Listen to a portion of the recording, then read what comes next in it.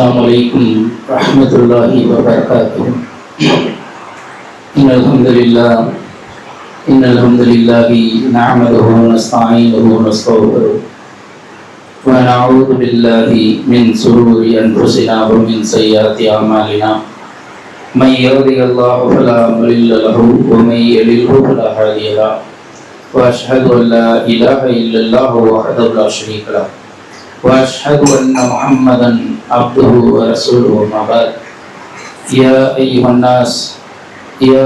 الناس اتقوا ربكم الذي خلقكم من نفس واحدة وخلق منها زوجها وبث منهما رجالا كثيرا ونساء واتقوا الله الذي تساءلون به والأرحام إن الله كان عليكم رقيبا.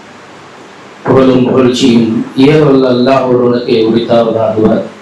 அவனுடைய சாந்தியும் சமாதானமும் வற்றா பெருந்தரணியும் எம்பெருமானார் நபிகள் நாயகம் ஸல்லல்லாஹு அலைஹி வஸல்லம் அவர்கள் மீதும் அவர்களுடைய அடிச்சுவற்றை எவ்வாறே பின்பற்றி வாழ்ந்து மறைந்த சத்திய சஹாபாக்கள் மீதும் சஹாபிய தோழிகள் மீதும் தாபீன்கள் மீதும் தபு தாபீன்கள் மீதும் குறிப்பாக இந்த ஜும்மாவுடைய உரையில் அமர்ந்திருக்கும் நம் அனைவர்கள் மீதும் என்றென்று நீடித்து நிலைக்க வேண்டும் என்று உங்களுக்கும் எனக்கும் துவா செய்தவனாக, வார்த்தைகளிலே சிறந்தது அல்லாஹ்வுடைய வார்த்தை, வழிகாட்டுதலிலே சிறந்தது எம்பெருமானார் நபிகள் நாயகம் ஸல்லல்லாஹு அலைஹி வஸல்லம் அவர்களின் வழிகாட்டுதல், காரியங்களிலே மிகவும் கெட்டது இந்த மார்க்கத்தில் இல்லாத ஒன்றை புதிதாய் புகுத்துவது, அந்த புதியது அனைத்தும் அந்த விதவத் அனைத்தும் நம்மை நரகில் கொண்டு போய் சேர்க்கும் என்று உங்களையும் என்னையும் எச்சரித்தவனாக இந்த உரையை ஆரம்பம் செய்கின்றேன். இன்று நாம் பார்க்க இருக்கக்கூடிய தலைப்பு என்னவென்றால், அல்லாஹ்வின் சாபத்துக்குரிய மனிதர்களின் சில செயல்கள் என்ற தலைப்பின் கீழாக சில செய்திகளை நாம் காண இருக்கின்றோம். திருமறை குர்ஆன் எண்ணற்ற தீமையான பண்புகளை நமக்கு அச்சமூட்டி எச்சரிக்கை செய்கின்றது. அதிலே சில தீமைகளை உச்சபட்சமாக திருமறை நமக்கு மிகவும் வலியுறுத்துகிறது. அல்லாஹ்வுடைய தூதரும் அதை ஆழமாக வலியுறுத்துகிறார்கள். சில தீமையான காரியங்களில் நீ ஈடுபட்டு விடாதே, அது அல்லாஹ்வுடைய கோபத்திற்கு ஆளாகக்கூடிய பண்பு. அப்படி அந்த கோபத்திற்குரிய பண்புக்குரியவனாக நீ ஆகிவிட்டால் மறுமையிலே உனக்கு துணை புரிபவர்கள் யாரும் கிடையாது. எண்ணற்ற நேரங்களிலே மனிதர்கள் செய்யக்கூடிய துஆவையும் அந்த சாபத்தையும் அல்லாஹ்விடத்திலே சில நேரங்களில் அங்கீகரிக்கப்படுகின்றது. சர்வசாதாரணமா ஒரு குழந்தையை ஒரு தாயோ தந்தையோ விளையாட்டுக்கு திட்டுகின்ற அந்த காரியத்தை கூட அல்லாஹ்வுடைய தூதர் தடுக்கிறார்கள். கழிச்சல போயிடாத, நீ வீணா போயிடுவன்னு சொல்லி விளையாட்டுக்கு கூட குழந்தைகளை திட்டாதீர்கள். ஒரு குறிப்பிட்ட நேரத்திலே அல்லாஹ் அதை அங்கீகரித்து விடுவான். ஏன்னா பெற்றோருடைய துஆவிலே அவ்வளவு பரக்கத்துண்டு. அதே போல அல்லாஹ்வுடைய தூதர் 3 செயலை சொல்லி காட்டுகிறார்கள். 3 நேரத்திலே ஒரு மனிதனுடைய பிரார்த்தனையை அல்லாஹ் அங்கீகரிக்கின்றான். ஒன்று, பாதிக்கப்பட்ட மனிதனுடைய பிரார்த்தனையை படைத்த ரப்புல் ஆலமீன் அங்கீகரிக்கின்றான். யார் அநீதி இழைத்தார்களோ அவனுக்கு எதிராக இந்த மனிதன் அல்லாஹ்விடத்திலே கையேந்தினால் அந்த அநீதி இழைத்தவனுடைய கதை அவ்வளவுதான். ஏன்னா இந்த கேட்கக்கூடிய மனிதனுக்கும் அவனுக்கும் எந்த ஒரு அல்லாஹ்விற்கும் எந்த ஒரு திரையும் கிடையாது. அப்ப அப்படிப்பட்ட பிரார்த்தனையை அல்லாஹ் அங்கீகரிக்கின்றான். பயணத்தில் இருக்கக்கூடிய ஒரு மனிதனுடைய பிரார்த்தனையை அல்லாஹ் அங்கீகரிக்கின்றான். ஒரு பயணத்தில் ஒரு மனிதர் செல்ல இருக்கிறார், அவர் அல்லாஹ்விடத்தில் கேட்கின்ற பிரார்த்தனையை அல்லாஹ் அங்கீகரிக்கின்றான். இப்படி 3 காரியங்கள் ஒரு மனிதன் கேட்கக்கூடிய துஆவை அல்லாஹ் அங்கீகரிப்பதாக அல்லாஹ்வுடைய தூதர் சொல்லி காட்டுகிறார்கள். ஒரு மனிதன் சபித்தாலும் பாதிக்கப்பட்டு சபித்தாலும் அதை அல்லாஹ்வே மனிதன் ஈடுபடும் போது வானவருடைய சாபம் அந்த மனிதனுக்கு உண்டாகும். பொதுவா தாய்மார்கள் தங்களுடைய கணவன்களுடைய கோரிக்கையை மறுக்கிறார்கள். அனைத்தும் எந்த தாய்மார்கள் மறுக்கிறார்களோ அவர்கள் அந்த இரவு முழுக்க அவர்களை வானவர்கள் சபித்துக் கொண்டே இருப்பார்கள். ஒரு கூரிய ஆயுதத்தை கொண்டு, இரும்பை கொண்டு தங்களுடைய தோழர்களையோ அல்லது சகோதரனையோ மிரட்டுகின்றவனை வானவர்கள் சபிக்கிறார்கள். அதே போல தர்மம் செய்வதை சொல்லி காட்டக்கூடிய அந்த மனிதனை வானவர்கள் சபிக்கிறார்கள். நபி தோழர்களை இயேசுபவர்களை வானவர்கள் சபிக்கிறார்கள். இப்படி மனிதர்கள் சபிக்கக்கூடியதை அல்லாஹ் அங்கீகரிக்கின்றான், வானவர்கள் சபிக்கக்கூடியதை அல்லாஹ் அங்கீகரிக்கின்றான். உச்சபட்சம் என்னவென்றால் இந்த இரண்டு பிரார்த்தனையும் அங்கீகரிக்கக்கூடியவன் படைத்த ரப்பல் ஆலமீன். அப்படிப்பட்ட அந்த எஜமான், அந்த அதிபதி, அந்த அர்ஷினுடைய அதிபதி சில மனிதர்களை சபிக்கிறான் என்று அல்லாஹ் தன்னுடைய திருமறை வாயிலே சில செயலுக்குரியவர்களை சொல்லி காட்டுகின்றான். ஏன்னா மற்ற சாபம் வேற, அல்லாஹ்வுடைய சாபம் என்பது கோப கணைகளை கொண்டது. அது மிக பாதிப்பை அந்த மனிதனுக்கு மறுமையில ஏற்படுத்தும், இந்த உலகத்திலும் அவன் நஷ்டவாளி. ஏன்னா அல்லாஹ் திருமறையிலே சொல்லும் போது அவர்களும் சூழ்ச்சி செய்தார்கள், நாமும் சூழ்ச்சி செய்தோம். அவர்களும் பரிகாசம் செய்தார்கள், நானும் அவர்களுக்கு எதிராக பரிகாசம் செய்தேன். அவர்கள் கேலி செய்தார்கள், நாமும் அவர்களை கேலி செய்தோம். இது மனிதர்களுக்கு கொடுக்கிற பதில் போல தெரியும். ஆனால் அல்லாஹ் அப்படி அவனுக்கு வாய் விதண்டாவாதமாக பேசல. அல்லாஹ் கேலி செய்தான் என்றால் நீ செய்கின்ற கேலியை அல்லாஹ் முறையடிப்பான். நீ பரிகாசம் செய்வது அல்லாஹ்விடத்திலே செல்லுபடியாகாது, தவிடுபடியாகிவிடும். நீ அல்லாஹ்வை ஏசவில்லை, அல்லாஹ் உன் மீது கோப கணைகளை தொடுக்கின்றான். இலகுவாக சொன்னால் அல்லாஹ்வுடைய கோபத்துக்கு ஆளாவது, அதுதான் இறைவனுடைய அல்லாஹ்வுடைய தூதர் சொல்லி காட்டுறாங்க. இந்த 3 நபர்களை அல்லாஹ் நாளை மறுமையிலே ஏறெடுத்து பார்க்க மாட்டான். யார் அந்த 3 நபர்கள்?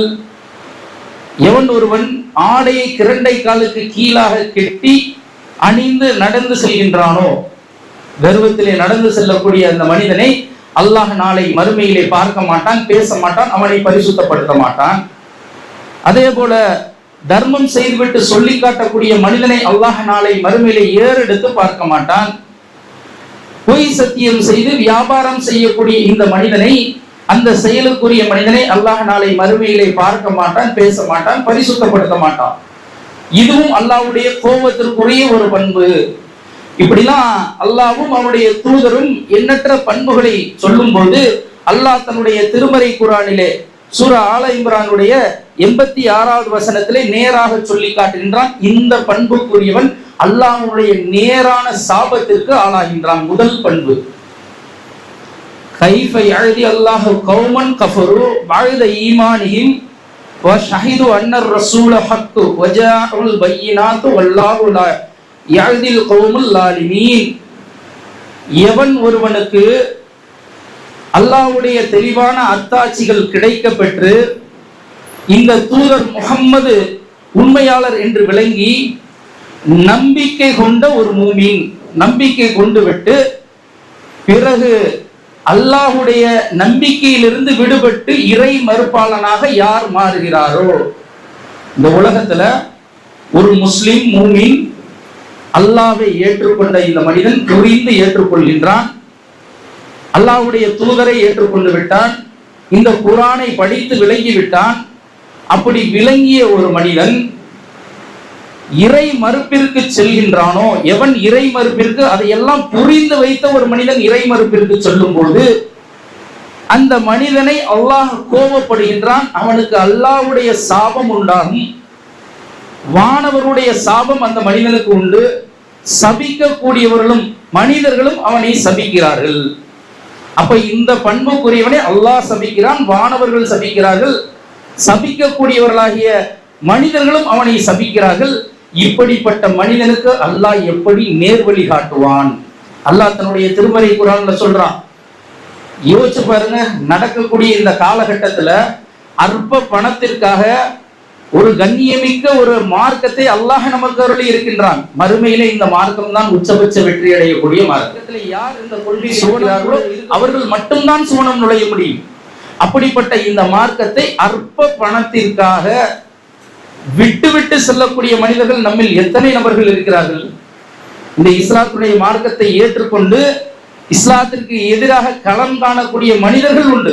தௌஹீது கொள்கையில பயணிச்ச ஒரு தோழர் இன்று இதற்கு எதிராக சென்று பிஜேபியிலிருந்து பயான் செய்யலாம்.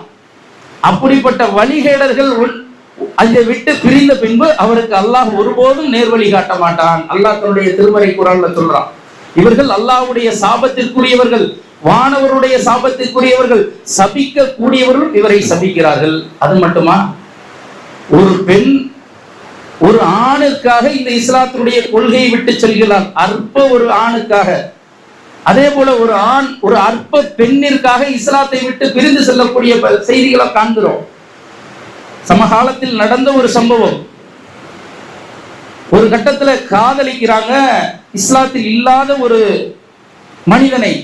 இந்த ஒரு பெண் இஸ்லாத்தை சேர்ந்த ஒரு பெண் போய் ஜமாத் மூலம் பேசி சேர்த்து வைக்கலான்னு போனா அந்த பெண்மணிகிட்ட போய் பேச கொடுக்கிறோம், எங்கள்கிட்ட எதுவும் பேசாதீங்க, அந்த ஆணிட்டையாவது எடுத்து புரிய வைப்போம் இந்த மார்க்கத்தினுடைய கண்ணியத்தை, இந்த மார்க்கம் எவ்வளவு வெற்றிக்குரிய மார்க்கம் என்பதை எடுத்து சொல்வதற்காக முயற்சிக்க போது அந்த பெண்மணி தடுக்கிறாங்க. இல்ல நாங்க இந்துக்காவே இருந்துடுறோம், நாங்க மாற்று மதத்திலே இருந்துடுறோம், நீங்க எது எங்களுக்கு தாவா செய்ய வேண்டாம். அற்ப ஒரு ஆணிற்காக பெண்ணிற்காக இந்த கொள்கையை விடக்கூடிய இந்த நபர்களை அல்லாஹ் எப்படி சபிக்காமல் இருப்பான்?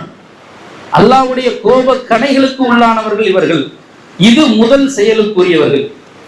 அடுத்த செயலை அல்லாஹ் சொல்லி காட்டுகின்றான் தன்னுடைய திருமறை குர்ஆனுடைய 2வது அத்தியாயத்தினுடைய 159வது வசனம். சூரா அல் பஹராவுடைய 159வது வசனத்தில் அல்லாஹ் சொல்லி காட்டுகின்றான், இன்னல்லதீன யஅ்தமூன மா அன்ஸல்னா மினல் பையினாத்தி வல் ஹுதா.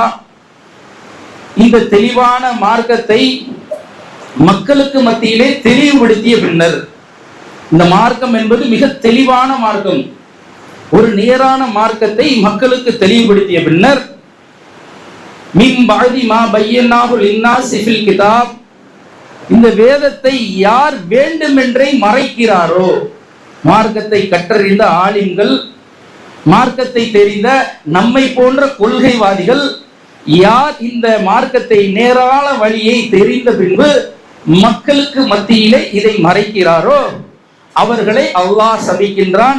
சபிக்க தகுதியுடையவர்களும் சபிக்கிறார்கள். இது 2வது சான்றார். அல்லாஹ்வுடைய மார்க்கத்தை கற்றறிந்த அறிஞர்கள், எண்ணற்ற மார்க்க விஷயம் தெரிந்தவர்கள் இந்த மார்க்கத்தை மக்களுக்கு செல்லாமல் தடுக்கிறார்கள். அப்படிப்பட்டவர்கள் மீது அல்லாஹ் சாபத்தை இறக்குகின்றான், அவனுடைய லகனத்தை இறக்குகின்றான்.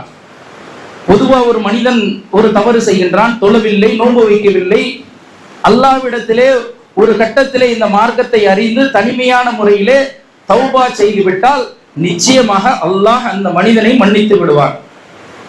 ஆனால் இந்த மார்க்கத்தை தடுத்த மாத்திரத்திலே, இந்த மார்க்கத்தை அறிந்த ஒரு மனிதன் பிறருக்கு சொல்லாமல் அதை தவறாக எத்தி வைத்து தடுத்த இந்த மனிதன விஷயத்திலே அல்லாஹ் 3 நிபந்தனைகளை இடுகின்றான். 3 நிபந்தனைகள். என்ன நிபந்தனை? நீ நேர தௌபா செஞ்சா மட்டும் பத்தாது, அல்லாஹ் 3 நிபந்தனைகளை அந்த மனிதனுக்கு இடுகின்றான். நீ மார்க்கத்தை மறைத்து விட்டாய் வேண்டுமென்றே. 3வது நிபந்தனை, அந்த மனிதன் அல்லாஹ்விடத்திலே தௌபா செய்ய வேண்டும். அவன் மரணிப்பதற்கு முன்பாக அல்லாஹ்விடத்திலே நிச்சயம் தௌபா செய்தாக வேண்டும். முதல் நிபந்தனை. 2வது நிபந்தனை, எந்த விஷயத்தை மக்களிடத்திலே மறைத்தானோ அந்த விஷயத்திலே முதலிலே அவன் தெளிவு அடைய வேண்டும். இது 2வது நிபந்தனை. 3வது நிபந்தனை, எந்த மக்களுக்கு மத்தியிலே எந்த செய்தியை அந்த மனிதன் மறைத்தானோ அந்த செய்தியை அந்த மக்களுக்கு மத்தியிலே, அந்த ஊரிலே, அந்த உலகத்திலே, அந்த நாட்டிலே எந்த ஊர் மக்களுக்கு மறைத்தானோ அந்த மக்களுக்கு மத்தியில் சென்று இதுதான் சத்திய கொள்கை, நான் மறைத்தது தவறு, நான் விளங்கி இருந்தது இப்படி, ஆனால் மார்க்கம் சொல்வதுதான் சரி என்று அதை விளக்க வேண்டும். அப்படி எவன் விளக்காமல் இந்த 3 நிபந்தனைகள் இல்லாமல் நான் தௌபா செய்து விட்டேன், அல்லாஹ் என்னை மன்னித்து விடுவான் என்று இந்த 2 நிபந்தனைகள் இல்லாமல் மரணித்தால் அவனுக்கு அல்லாஹ்வுடைய தௌபா ஏற்றுக்கொள்ளப்படாது. எண்ணற்ற மார்க்க விஷயங்களை நாம் உபதேசிக்கின்றோம். அப்படி உபதேசிப்பதில் ஒரு கூடுதல் குறைதல் வந்துவிட்டால் அதை தெளிவு அடைந்த பின்பு நாம் அந்த தெளிவடைந்த விஷயத்தை மக்களுக்கு மத்தியிலே போய் எடுத்து சொல்ல வேண்டும். நான் இத்தனை ஆண்டு காலம் செய்த பிரச்சாரத்தில் சில தவறுகள் இருந்தது, இந்த செய்தியிலே ஒரு தவறு உள்ளது, அதை நான் திருத்திக் கொண்டு நீங்களும் திருத்திக் கொள்ளுங்கள் என்று அவன் மக்களுக்கு மத்தியிலே பிரகடனம் செய்ய வேண்டும். இல்லை என்றால் அவன் அல்லாஹ்வுடைய கோபத்திற்கு உள்ளாகக்கூடியவன். இந்த மனிதனை மறுமையிலே அல்லாஹ் எப்படி தண்டிப்பான் தெரியுமா? நரகத்தால் ஆன ஒரு கடிவாளத்தை செய்து அந்த மனிதனுக்கு அல்லாஹ் அனுபவிக்கின்றான். ஏன்? இவன் மக்களுக்கு மார்க்கத்தை தடுத்த மனிதன், மார்க்கம் உள்ள கல்வியை இவன் மறைத்தவன், அதற்காக இவனுக்கு கொடுக்கக்கூடிய தண்டனை. இது மூன்றாவது வகையினர். அடுத்து மூன்றாவது வகையினர் யார் என்றால், முழுமைப்படுத்தப்பட்ட அல்லாவின் பாதையை விட்டு மக்களை தடுத்தவர். அல்லாஹ் எதை நேர்வழி என்று காட்டிய பின்பு அந்த நேர்வழியை எத்தி வைக்காமல் எண்ணற்ற ஆலிமார்கள் மதுஹபு என்ற பெயரால் எண்ணற்ற பிதுஅத்தான காரியங்களில் ஈடுபடுகிறார்கள். இதுதான் வழி, குர்ஆனை இப்படித்தான் அணுக வேண்டும் என்று எண்ணற்ற பிதுஅத்தான காரியங்களை யார் செய்கிறார்களோ, மக்களை நேரான பாதையை விட்டு தடுத்து கோணலை இந்த மார்க்கத்தில் ஏற்படுத்தக்கூடியவர்களுக்கு அல்லாஹ்வுடைய சாபம் உண்டு, வானவர்களுடைய சாபம் உண்டு, சபிக்கக்கூடியவர்களும் அவர்களை சபிக்கிறார்கள். இப்படிப்பட்டவர்களுக்கு நாளை மறுமையிலே எப்படிப்பட்ட தண்டனை அல்லாஹ் வைத்திருக்கின்றான் தெரியுமா? அவர்கள் அல்சர் என்ற நீர் தடாகத்துக்கு அருகிலே வரும்போது அவர்களை வானவர்கள் தடுத்து விடுவார். ஏன்னா பிதுஅத்தை உண்டு பண்ணவருக்கும் இந்த மார்க்கத்தில் கோணலை ஏற்படுத்தியவர்களுக்கும் இதுதான் நிலைமை. அவர்களுக்கு நீர் அருந்த முடியாத அளவிற்கு வானவர்கள் அவரை தடை செய்து விடுவார்கள். இவர்களுக்கு இறைவனுடைய சாபம் உண்டு, சபிக்கக்கூடியவர்களும் சபிக்கிறார்கள், வானவர்களும் சபிக்கிறார்கள். இது மூன்றாம் சாரார். நான்காவது சாரார் யார் என்றால், வேண்டுமென்றே ஒரு மூமியினை கொலை செய்யக்கூடியவன். 4வது அத்தியாயம் 93வது வசனத்திலே படைத்த ரப்புல் ஆலமீன் சொல்லி காட்டுகின்றான், யார் ஒருவன் வேண்டுமென்றே ஒரு மூமியினை கொலை செய்கின்றானோ அவனை அல்லாஹ் சபிக்கின்றான், வானவருடைய சாபத்திற்கும் அவர்கள் உள்ளாகிறார்கள். அல்லாஹ்வுடைய தூதர் இந்த வசனத்தை இறக்கி முடித்துவிட்டு மரணிக்கிறார்கள். மரணித்த பின்பு அபூபக்கர் சித்தீக் அலி அவர்களுடைய ஆட்சி காலம், பின்பு உமர் இப்னு ஹத்தாப் அலியுடைய ஆட்சி காலம், அடுத்து உஸ்மானுடைய ஆட்சி காலம். உஸ்மான் அலியுடைய ஆட்சி காலத்திலே ஹாரிஜியாக்கள் என்று சொல்லக்கூடிய வன் காஃபிர்கள் இந்த இஸ்லாத்திலே எண்ணற்ற பிதுஅத்துகள் குழப்பத்தை ஏற்படுத்துகிறார்கள். இவருடைய செயல்களை நாம் புரிந்தால் இந்த வசனம் எப்படிப்பட்ட ஒரு மிகப்பெரிய கொடூரமானது, அல்லாஹ்வுடைய சாபத்திற்கு எப்படி ஆளாகிறார் என்பதை நாம் அறிந்து கொள்ளலாம். இந்த ஹாரிஜியாக்கள் நபி தோழர்களோடு, தாபீன்களோடு, தபு தாபீன்களோடு ஒன்றாக பின்னி பிணைந்து வாழ்ந்தவர்கள். இவருடைய தொழுகையாக இருக்கட்டும், தொழுகையிலே மிகைத்து விடுவார்கள். நோன்பிலே இப்படியெல்லாம் நோன்பு வைக்க முடியுமா? அதே ஒரு திக்ரு இபாதத் என்றால் அவர்களை மிஞ்ச முடியாது, அந்த அளவுக்கு செய்வார்கள் இந்த மார்க்கத்திலே. அப்படிப்பட்டவர்கள் வன் காஃபிர்கள் ஆனார்கள். காரணம் என்ன தெரியுமா? அல்லாஹ்வுடைய அவர்களுடைய ஒரு தன்மை, அல்லாஹ்வுடைய பண்புகளை எடுத்து சுய விளக்கம் தருவார்கள். அல்லாஹ் பார்க்கின்றான், அல்லாஹ் பேசுகின்றான், அல்லாஹ் பிடிப்பான் என்று அல்லாஹ்வுடைய சுய பண்புகளுக்கு, அல்லாஹ்வுடைய பண்புகளுக்கு சுய விளக்கம் தருவார்கள். இவர்கள் தான் கருத்தில் அவர்களுடைய சொந்த கருத்தை அதில் திணிப்பார்கள். மார்க்கத்துடைய கருத்துல இந்த நபி தோழர்கள் எங்கெல்லாம் அவர்கள் பிரச்சாரம் செய்கிறார்களோ அங்கெல்லாம் சென்று இப்னு அப்பாஸ் அலி, அலி அலி, உஸ்மான் அலி போன்ற முன்னணி நபி தோழர்கள் எல்லாம் சென்று இவர்களுக்கு எதிராக பிரச்சாரம் செய்வார்கள். அவர்கள் சொல்லக்கூடிய கருத்துக்கள் அனைத்தும் தவறு, இதை நீங்கள் ஏற்றுக்கொள்ளாதீர்கள் என்று இவர்களுக்கு எதிராக பிரச்சாரம் செய்தார்கள். எதுக்காக இந்த ஹாரிஜியாக்களை சொல்ல வர்றோம்னா, இவர்கள் எப்படி இஸ்லாத்தினுடைய மக்களை அழித்தார்கள், தாபீன்களை தேடி தேடி அழித்தார்கள். ஒரு கட்டத்துல அலி ரலியல்லாஹு அவர்களுக்கு எதிராக ஒரு கிளர்ச்சியை முடிவு செய்கிறார்கள். ஒரு கிளர்ச்சி கூட்டம் கிளம்புகிறது அலி ரலியல்லாஹு அவர்களை கொல்வதற்காக. அப்படி மக்களை தேடும் போது அப்துல்லா இப்னு கப்பாப் அலி என்ற ஒரு தாபீன், கப்பாப் அலியுடைய மகனார் அப்துல்லா, அவரும் அவருடைய மனைவி, நிறைமாத கர்ப்பிணியான மனைவியும் ஒரு பயணத்தில் இருக்கும் போது இந்த கிளர்ச்சி கூட்டத்தின் ஒரு பகுதி, இந்த கிளர்ச்சி செய்யக்கூடிய அந்த கூட்டத்தினுடைய ஒரு கூட்டத்தினர் இவர்களை வழிமறைத்து சில கேள்விகளை கேட்கிறார்கள். இவர்கள் யாருக்கு சாதகமாக இருக்கிறார்கள் என்று. என்ன கேள்வி கேட்கிறாங்க? அபூபக்கர் சித்தீக் அலியை பற்றி நீங்கள் என்ன நினைக்கிறீர்கள்? உமர் இப்னு ஹத்தாப் அலி அவர்களை பற்றி என்ன நினைக்கிறீர்கள்? அலி இப்னு அபூ தாலிப் அலி அவர்களை பற்றி நீங்கள் என்ன நினைக்கிறீர்கள்? உடனே அப்துல்லா அலி அவங்க சொல்றாங்க, அப்துல்லா இப்னு ஹப்பாப் அலி சொல்றாங்க, அவர்கள் எல்லாம் குர்ஆனை உங்களை விட அதிகமாக குர்ஆனை நன்கு அறிந்த நபி தோழர்கள், உங்களை விட ஞானமிக்க நபி தோழர்கள் என்று சொல்லியதுதான் தாமதம். வந்த கோபத்திற்கு அவரை ஒரு ஆற்றங்கரைக்கு அருகிலே அழைத்து சென்று ஆட்டை அறுப்பது போல் அவருடைய கழுத்தை அறுத்து கொண்டார்கள் இந்த வன்கொடு காஃபிர்கள், ஹாரிஜியாக்கள். அவருடைய நிறை மாத கர்ப்பிணி, என்னை விட்டு விடுங்கள், அல்லாவிற்கு நீங்கள் பயந்து கொள்ளுங்கள் என்று அவர்கள் கெஞ்சினார்கள். அவருடைய வயிற்றை கிழித்து அவருடைய குழந்தை சிசுவை எடுத்து கொலை செய்த வன்கொடுமையான காஃபிர்கள். இவர்களுக்கு எப்படி அல்லாஹ் சபிக்காமல் இருப்பான் யோசிச்சு பாருங்க. அப்போ அல்லாஹ்வுடைய சாபம் என்பது சாதாரண சாபம் கிடையாது. இவர்களுக்கு நாளை மறுமையிலே அல்லாஹ்வுடைய எந்த உதவியும் இவர்கள் காண மாட்டார்கள். ஏன்னா நாளை மறுமையிலே சில சிபாரிசுகள் உண்டு அல்லாஹ்விடத்திலே. முதலாவது, இந்த மனிதன் இந்த குர்ஆனோடு தொடர்பு கொண்டிருந்தால் இந்த உலகத்திலே அந்த குர்ஆன் அந்த மனிதருக்கு சிபாரிசு செய்யும். அல்லாஹ்வே, என்னை இவன் படித்தான், என்னை உணர்ந்தான், அதன்படி நடந்தான், பிறருக்கு எத்தி வைத்தான், இவனை நீ பாதுகாத்து அருள் செய் என்று இந்த குர்ஆன் சில மனிதருக்கு சிபாரிசு செய்யும். அப்படிப்பட்ட சிபாரிசை அல்லாஹ் நிராகரித்து விடுவான். அல்லாஹ் யாரை சபித்தானோ அவருக்கு குர்ஆனுடைய சிபாரிசு கிடையாது.